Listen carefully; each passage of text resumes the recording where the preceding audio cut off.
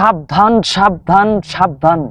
High high, বাংলাদেশের এই কি অবস্থা! আল্লাহ, আমরা এত ভয়ঙ্কর, এত একটা আতঙ্কের মধ্যে আছি, কি বলবো আর। আমাদের বাংলাদেশে নাকি এমন এক বিষাক্ত ধরনের সাপ প্রবেশ করেছে, যা আমাদের জন্য অনেক ভয়ঙ্কর হয়েছে।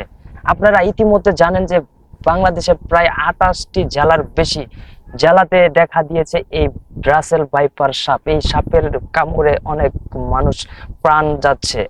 কি কারণে এইসব ঘটনা ঘটছে আপনারা কি জানেন? আমরা জানি না, একমাত্র আল্লাহ ছাড়া কেউ জানে না। অবশ্যই আরেকটা কথা মনে রাখবেন যে যা কিছু ঘটায় সবকিছু আল্লাহ তাআলা কে ঘটায়, ঠিক আছে? তো আমরা যারা এখনো এই সাপ থেকে, এই সাপের হাত থেকে বাঁচতে চাই, অবশ্যই কি করতে হবে? আমাদেরকে সতর্কভাবে চলাফেরা করতে হবে।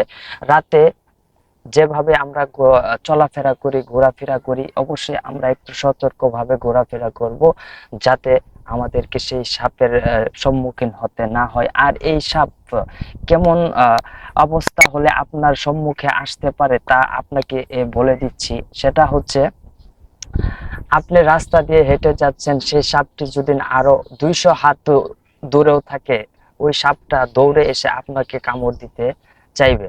তো সম্মানিত দর্শক, আরেকটা কথা বললেই না হয়। এই ভয়ঙ্কর সাপ অর্থাৎ রাসেল ভাইপার সাপ, এই সাপটা এখন বর্তমানে ভাইরাল।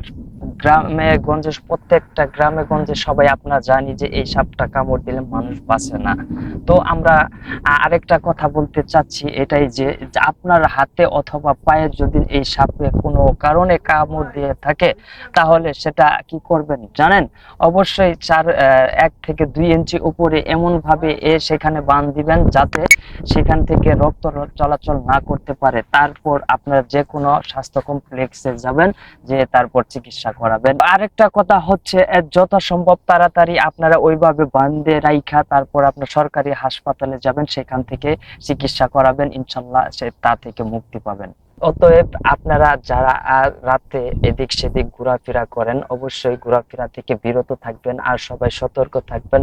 সবাই টর্চ লাইট ব্যবহার করবেন, কেননা মানুষের জীবনের কথা বলা যায় না, যে কোনো টাইমে ওই সাপ আপনাকে আক্রমণ করতে পারে।